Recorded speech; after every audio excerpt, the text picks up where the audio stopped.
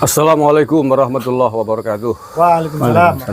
Saudaraku yang saya cintai, saya banggakan. Pada malam hari ini, saya alhamdulillah kebetulan bertemu bareng-bareng dengan KRT Fakih Wirahadiningrat dari Pasuruan, Jawa Timur. Kemudian dengan Pak Sugimin dari Banyumas, mantan aktivis NII, Negara Islam Indonesia. Di ini friendnya Ken Setiawan. Gurunya ya, oh guru pakarnya berarti ya. Yang merekrut. Senior ya. Senior. Dan satu lagi dengan Mas Win. Laskar Mataram dari Banyumas juga. Nah, alhamdulillah malam hari ini kita silaturahim dan tentu ada hal yang saya kira bermanfaat untuk kita obrolkan terkait dengan konsep kita berhubul waton, mencintai tanah air, mencintai bangsa negara yang sebagai orang Nahdiyin diajarkan bahwa itu hukumnya adalah wajib. Hubul waton minal iman, bagian dari ajaran agama, bagian dari keimanan. Sehingga ketika ada seseorang, ada kelompok dari manapun, apalagi dari keturunan imigran dari bangsa asing, termasuk bangsa Yaman kok, berani coba-coba mengusik, merusak waton kita, bangsa kita, tanah air kita, ya maka wajib hukumnya untuk kita perangi. Wajib hukumnya untuk kita lawan. Dan kita berkeyakinan bahwa melawan mereka adalah bagian dari jihad, bagian dari melaksanakan ajaran agama. Dan perkembangan terbaru nih, Mas Fakih. Siap. Sebagaimana saya kira sudah banyak tahu juga tentang bagaimana provokasi Rizik Syihab yang sekitar 3 harian sebelum hari Idul Fitri, sebelum hari raya Idul Fitri, memprovokasi massa, mengobarkan perang melawan rakyat Nusantara yang dia sebut sebagai kelompok monyet gitu. Bahkan menyebut jenderal-jenderal monyet yang ditengarai, dibalik atau membackup. Ini klaimnya Rizik Syihab.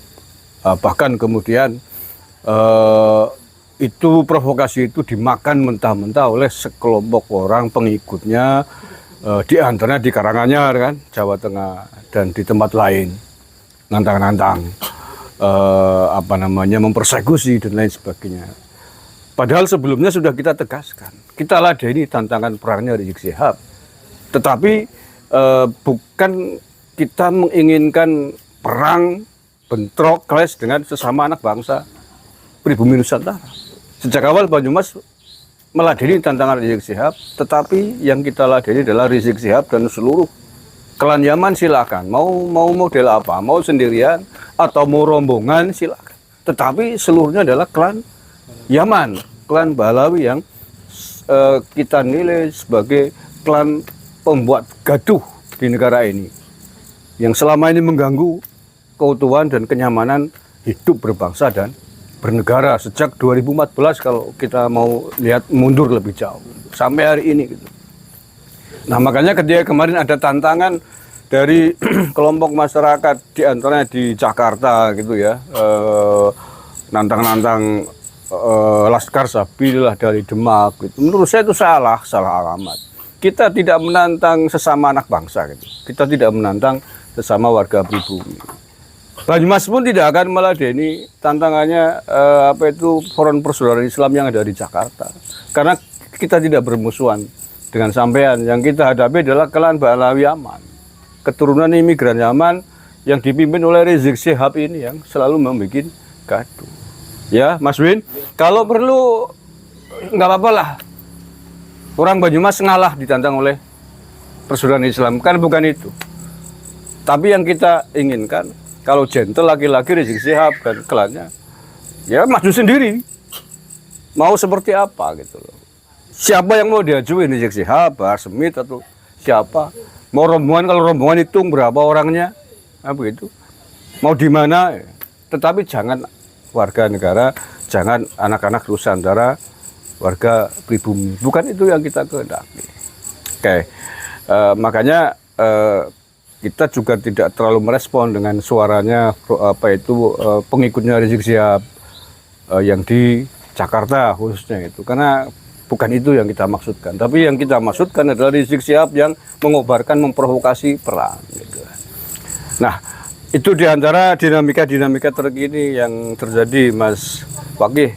Jadi barangkali panjenengan punya perspektif lain apa yang harus kita sikapi. Monggo Mas Fakih dulu. Baik. Terima kasih kepada Bung Agusmar dari KBN Nusantara dan juga channel dari PWI Laskar Sabrila Banyumas Raya. Berbahagia sekali bisa di petang ini hadir di Bumi Banyumas. Sebenarnya ini mampir sebentar sekaligus tabarukan kepada senior, kepada guru kami Mas Agusmar, yang jelas-jelas di dalam organisasi adalah memang senior kami, maka kami yang muda harus sowan ke sini. Dan kebetulan dalam rombongan kami ini sahabat saya ini Bung Ahmad Sudimin, saudara saya ini adalah dedengkot di NII, mantan aktivis ex NII.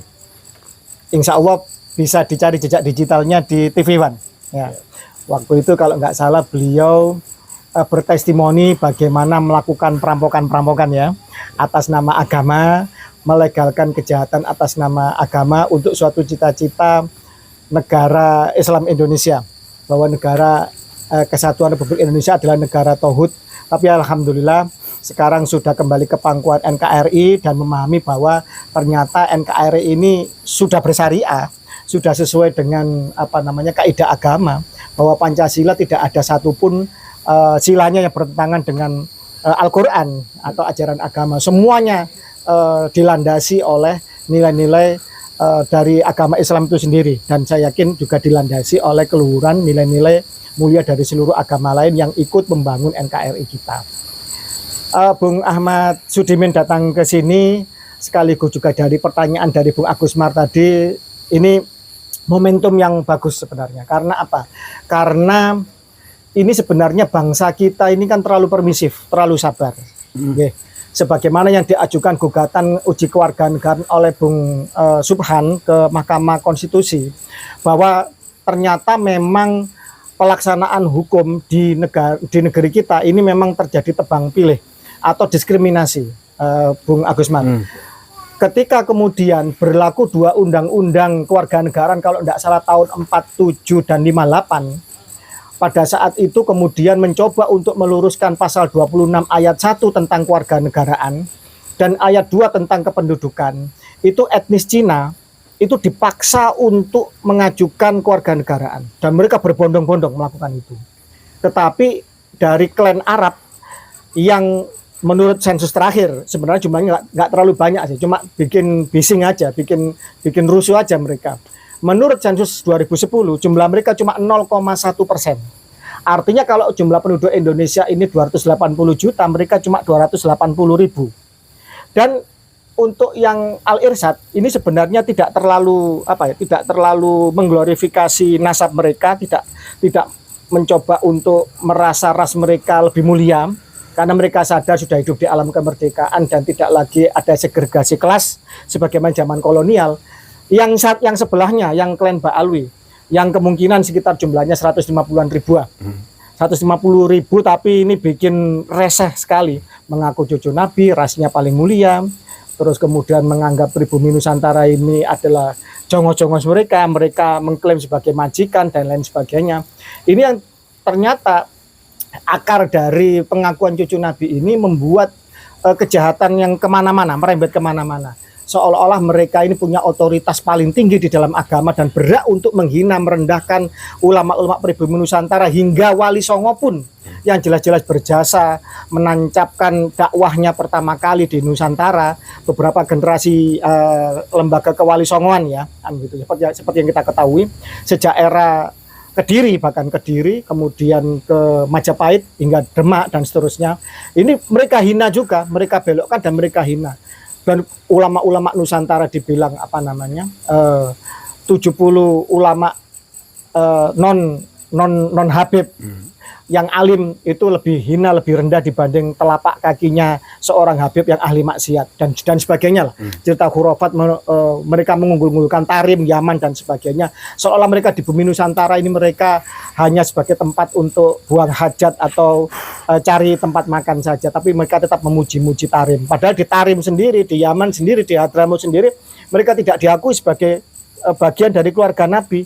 Mereka juga dianggap imigran karena dulu ngakunya dari Irak, kan begitu. Mereka-mereka yang ngaku cucu Nabi tapi tidak punya pengakuan di Yaman maupun di Irak ini semakin lama semakin merajalela kejahatannya.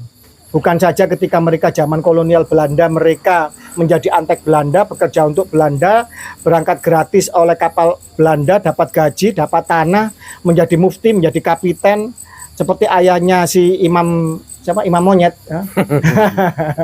Ini bapaknya kerja katanya di apoteknya Belanda. Artinya jelas pengakuan bahwa bapaknya pun juga kerja menjadi jongosnya Belanda, kerja di apoteknya Belanda. Jadi begitu, kerja di usaha-usahanya, sektor-sektor usahanya Belanda, kolonial Belanda. Dan kemudian tiba-tiba sekarang keturunannya mengaku menjadi imam besar umat Islam dan melakukan provokasi-provokasi, melakukan gerakan moral dan sebagainya, padahal dia amoral. Jelas chat mesumnya dengan si Firza Shihab, jelas bahwa dia makar melawan Pancasila, mendukung ISIS, mendukung gerakan terorisme dan lain sebagainya.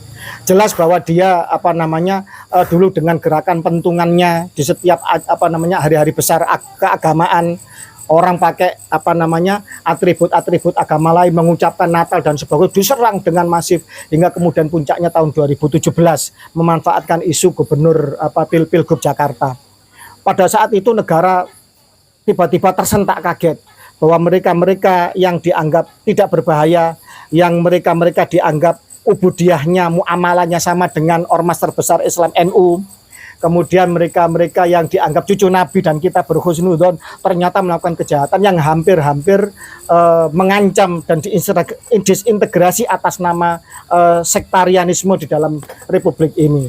Kemudian terjadi gerakan kritis untuk melihat keabsahan nasab mereka, dan mereka sudah disodori kitab nasab, disodori bukti sejarah, ditanya isbat nasabnya dan hingga tes DNA. Bahkan di antara mereka Bung Agus Mar juga tahu ada beberapa oknum dari habaib yang telah dites DNA. Yang satu jelas-jelas berkhianat sesuai kesepakatan, kalau dia nggak lolos J1 FGC 10500 sebagai markernya Imam Ali, ternyata sekarang berbalik arah. Yang lainnya tidak berani bernarasi, katanya takut dipersekusi. Lah ini makin lama mereka dibiarkan, ini bukan semakin tobat, bukan semakin insaf, tetapi malah nantang-nantang, malah memprovokasi pribumi untuk dibenturkan dengan sesama pribumi. Maka saya sangat sepakat dengan narasi organisasi pejuang kebangsaan termasuk PWI Laskar Sabila Banyumas ya, yang tidak akan meladeni tantangan dari pribumi, tetapi khusus untuk meladeni tantangan perang dari si dari si imam monyet ini, kan begitu. Saya kata imam monyet karena kurang ajar sekali. Dia di negeri orang, mungkin terindikasi dia masih WNA, dia berani menginjak-injak harkat martabat dan memecah belah kebangsaan di Nusantara ini. Ini sudah kurang ajar sekali. Orang Nusantara setelah menjadi mayoritas Islam ini menjadi orang yang lebih sabar, menganut, ngalah, ngalih, baru ngamuk. Mungkin ini kalau dibiarkan, kalau pribumi sudah pada fase ngamuk, saya tidak ngerti apa yang akan terjadi nanti. Mungkin masif akan terjadi operasi-operasi atau mungkin main hakim sendiri di tiap daerah. Itu yang tidak kita inginkan. Ketika rakyat marah, kesabarannya sekian lama sudah terbendung, kemudian diuji coba terus, digarai, atau kemudian kalau bahasa Jawa Timur nyala-nyala terus dikerjain terus, lama-lama kan bisa jebol kesabaran. Nah ini yang kita takutkan. Ayolah pemerintah harus turun untuk menyelesaikan polemik nasab ini. Gampang kok untuk mengkoreksi atau memverifikasi kaidah nasab siapa cucu Nabi dan tidak. Sebenarnya gampang sebenarnya. Cuma kalau ini dibiarkan terus, maka ya jangan salahkan ketika pribumi nanti betul-betul habis kesabarannya. Sebelum pra-Islam, jangan coba-coba imigran di Nusantara ini petentang-petenteng. Menurut Antonio Pigafetta, seorang ilmuwan dan penjelajah Itali, tidak ada bangsa yang pernah dia keliling seluruh dunia yang paling sombong, paling arogan, paling keras kepada pendatang kecuali pribumi Nusantara ini. Jangan coba-coba menatap mata orang pribumi Nusantara, pasti akan dihajar. Kalau melawan pasti akan dibunuh. Ini kesaksian dari Antonio Pigafetta tentang pribumi Nusantara. Begitu Islam datang, kita mengenal Rasulullah kita sebagai penyempurna akhlak. Innama bu'itsu li utami makarimal akhlak. Pribumi Nusantara yang menjadi mayoritas Islam ini kemudian lebih sabar, hingga kemudian menjadi lebih permisif hingga sekarang ini. Tetapi kalau kemudian ini dibiarkan terus, saya yakinnya hakul yakin, watak asli bangsa pribumi Nusantara yang punya harga diri tinggi akan bangkit pasti. Jangan, iya pasti kita akan bangkit. DNA ngamuknya pasti nanti keluar. DNA kita pasti akan marah. Dan ingat, DNA haplogrup G ini bukan DNA petarung dan pejuang. Dimanapun mereka kalah kok. Peradaban mereka, haplogrup G Kaukasus ini hancur lebur oleh Mongol, oleh Kievan terus. Kemudian mereka menjadi budak ke sana kemari. Kalah mereka ini. Mereka hanya bisa menipu dan menipu. Seperti Yuya di Mesir misalnya, menipu untuk menjadi mengangkat, mempengaruhi Amenhotep untuk menjadi Fir'aun misalkan. Pertama kali Fir'aun menjadi Tuhan ya Amenhotep, dikompor oleh si Yuya haplogrup G ini. Dan inilah jangan sampai terjadi. Maka Indonesia ini negeri yang besar, makmur, subur, kaya akan tambang, pertanian, kaya akan plasma nutfah, kaya akan sumber biologis, kaya akan oksigen, bahkan paru-paru dunia. Jangan mau dibodoh-bodohi oleh mereka yang mengaku datuknya hebat, ternyata dari negeri yang sampai sekarang melarat, hancur, lebur, kacau, miskin, gersang. Betul. Di Yaman sana. Jangan mau dibodohi. Orang itu dilihat dari karyanya. Bung Agus Mar dihargai orang karena karyanya, karena prestasinya, karena channel YouTube-nya yang hebat kebangsaan dan diakui oleh semua pemangku negara. Nah, begitu juga Nek Wali Songo dihargai karena karyanya membangun peradaban Islam yang luhur, yang luar biasa, rahmatan lil alamin. Pada akhirnya murid-muridnya, penerusnya dengan Nahdlatul Ulama, dengan Muhammadiyah membangun NKRI, yang NKRI ini sangat menjadi negeri yang luar biasa. Tapi mana datuk-datuknya Pak Alwi? Hingga sekarang Tarim loh, mengaspal jalannya loh enggak bisa. Kalau banjir mesti ledok, mesti mesti licin, mesti jalannya nggak bisa dilalui karena apa? Karena bercampur antara tanah liat dengan air hujan dan banjir dan tidak bisa membangun infrastruktur. Ini saya heran dengan pribumi Nusantara yang masih mudah dibodohi. Tanyakan saja kepada junjungan kalian. Ente Beb ngaku cucu Nabi. Mana pengakuan dari Yaman? Stempelnya dari Nakoba Yaman mana Beb? Ente katanya dari Irak. Minta stempel nasabnya dari Irak. Itu aja simpel pembuktian. Saya ngaku keturunan dari Jogja. Saya harus diakui oleh keluarga saya di Jogja. Tidak bisa saya stempel sendiri di Pasuruan atau di Banyumas. Kan begitu? Betul. Begitulah. Artinya dengan hadirnya XNI dan tadi sudah banyak, ini sebagian sudah bubar di dalam kongko-kongko kita, tapi Bung Sugimin tetap setia untuk ikut dalam podcast ini.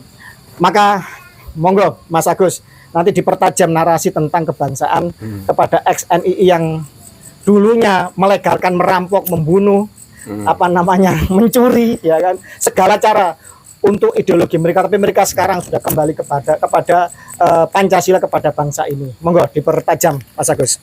Terima kasih. Langsung aja Pak Sugimin, silakan monggo. Sebagaimana yang tadi di awal prolog saya sampaikan lah, dulu kan panjenengan punya paham bahwa negara ini sebelum menjadi negara Islam dikatakan sebagai negara tauhid gitu, yang halal darah, halal hartanya untuk dirampok, sehingga kemudian sejumlah aktivis kelompok radikal tidak hanya NII banyak melakukan kejahatan-kejahatan dengan dalih agama itu. Nah, tetapi alhamdulillah Pak Sugimin hari ini sudah kembali ke pangkuan NKRI. Tentu ketika melihat ada sekelompok orang, di antaranya kelompok keturunan imigran Yaman mengganggu NKRI. Ini menurut Pak Sugimin apa yang harus dilakukan menurut Pak Sugimin? Silakan Pak Sugimin. Baik, terima kasih Mas Agus. Assalamualaikum warahmatullahi wabarakatuh. Waalaikumsalam warahmatullahi wabarakatuh. Pertama-tama saya akan berterima kasih kepada Mas Win yang sudah memperkenalkan saya dengan Gus Fakih di Jawa Timur. Terima kasih Gus. Mas Agus. Sami-sami. Saya ucapkan terima kasih karena pada malam ini sedikit. Ini pertemuan yang luar biasa tanpa disangka-sangka. Saya juga nggak tahu ini akan melakukan pertemuan seperti ini. saya ini sebenarnya udah lama geram, cuma ada di hati aja. Karena sedikit, saya paling sedikit ya 4 tahun masuk di gerakan radikal, yang disebut gerakan radikal. Saya masuk gerakan negara Islam Indonesia yang di bawah naungan Al Zaitun. Saya melakukan banyak sekali kejahatan-kejahatan yang saya berpikir bahwa itu pengorbanan saya kepada negara, yang tentunya saya waktu itu yang udah masuk negara Islam Indonesia, melakukan perampokan dan sebagainya. Menurut saya dulu itu halal, karena di luar kelompok saya itu memang dikatakan kafir karena belum bayat kepada kita, harta dan darahnya halal. Selama perjalanan 4 tahun, alhamdulillah saya sadar, bertemu dengan teman-teman, dengan Habib, dengan Pak Kiai dan Gus, Ustadz dan sebagainya, akhirnya yang membuat saya sadar. Kemudian mendengar dan melihat polemik yang akhir-akhir ini berguncang di negara ini, terutama yang disampaikan oleh Habib Rizik dan juga Habib Bahar bin Smith, ya, yang sebenarnya mereka mengaku cucu Nabi, tapi itu tidak mencerminkan sebagai cucu Nabi. Sebenarnya buat teman-teman sendiri yang asli pribumi, asli Nusantara, harusnya berpikir, Nabi sendiri kelakuannya seperti apa? Makhluk yang paling mulia di dunia ini. Kenapa cucu-cucunya dari bahasa aja itu udah Yang mengaku cucu. tidak, yang mengaku cucu itu sungguh harusnya malu Pak Habib Rizik dan juga Pak Habib Bahar bin Smith, harusnya malu bahwa Habib Rizik dan juga Habib Bahar bin Smith udah mempermalukan junjungan kita Nabi besar Muhammad SAW. Harusnya malu. Kenapa? Kanjeng Nabi kita yang dimuliakan punya cucu yang tidak punya adab. Kata-katanya menghasut, menfitnah sesama pribumi di sini. Tidak malu karena bukan cucunya. Harusnya teman-teman yang asli pribumi hanya berpikir. Di situ kita bisa melihat apakah kelakuan cucu Nabi seperti itu. Saya sendiri orang yang tidak, saya bagus. Saya tidak pesantren, tidak mondok gitu ya. Tapi kita selalu diajarkan kelakuan Nabi besar kita yang harus kita contoh, sopan, lemah lembut. Ini kalau yang saya lihat, yang mengaku cucu-cucu Nabi, nggak ada sedikit pun mencerminkan bahwa itu cucu Nabi. Tidak perlu harus dites DNA ataupun sebagainya. Harusnya Habib Rizik dan juga Bahar bin Smith harusnya malu kalau mau mengaku bahwa mereka itu adalah cucu Nabi. Mereka harusnya malu karena mereka mempermalukan junjungan kita Nabi besar Muhammad SAW. Mungkin kalau saya harus berdiri di barisan paling depan, saya siap untuk memberikan bahwa harus sadar, harusnya Habib Bahar bin Smith juga Habib Rizik bahwa harusnya malu mengaku sebagai cucu Nabi. Mungkin itu Gus. XNII Sah. berapa ribu orang Saya dalam barisan ini? dalam barisan saya ini kurang lebih sekitar yang di bawah belakang saya kurang lebih 1.500-an. Kalau total semua yang sudah kembali ke tanggungan RI, Ya itu hitungannya udah ratusan ribu ratusan ribu sudah kembali ke Siap, ya? pangkuan. Insya Allah siap dengan barisan kita. dengan barisan-barisan kita itu sih. Enaknya diapain ini imigran kurang ajar? Seharusnya sebelum orang-orang asli pribumi ini marah dan mengeluarkan taring-taringnya, harusnya Habib Rizik harusnya segera sadar diri, dan untuk pemerintah sendiri harusnya bersikap lebih adil dan lebih dewasa. Jangan sampai nanti terjadi keributan ataupun masalah yang akan semakin besar. Jangan sampai terlambat. Dan jangan sampai terlambat. Mungkin itu aja, Gus. Jadi gini, dengerin ya, Imam Monyet ini barisan dari NII, mantan ex negara Islam Indonesia, menjawab tantangan Anda dimanapun dan kapanpun. Mereka siap untuk menjadi garda depan bagi NKRI dan bagi mereka-mereka yang mencoba untuk menistakan Nabi Muhammad, kan begitu. Siap. Ya, siap. Oke. Terima kasih Pak Sugimin. Saya kira ini akan menambah amunisi, kekuatan, semangat terhadap siapapun lah, semua anak bangsa yang hari ini yang sedang tergugah untuk membela bangsa dan negaranya. Hari ini mantan ex-NII siap tampil ke depan. Nanti kelompok-kelompok kapitayan, kelompok-kelompok kejawen, kelompok-kelompok apa namanya dari agama-agama asli Nusantara akan turun gunung semua. Saya Insya Allah, jamin itu. ya insya Allah. Karena silakan Mbak Gibi. Saya tidak bisa harus kencang-kencang seperti ini, tapi saya akan jalan, tapi bisa mematikan. Saya tidak harus keluar-keluar seperti Habib Bahar, seperti Habib Rizik. Cukup kita jalan dengan tenang. Tapi kita lihat hasilnya. Waspadalah.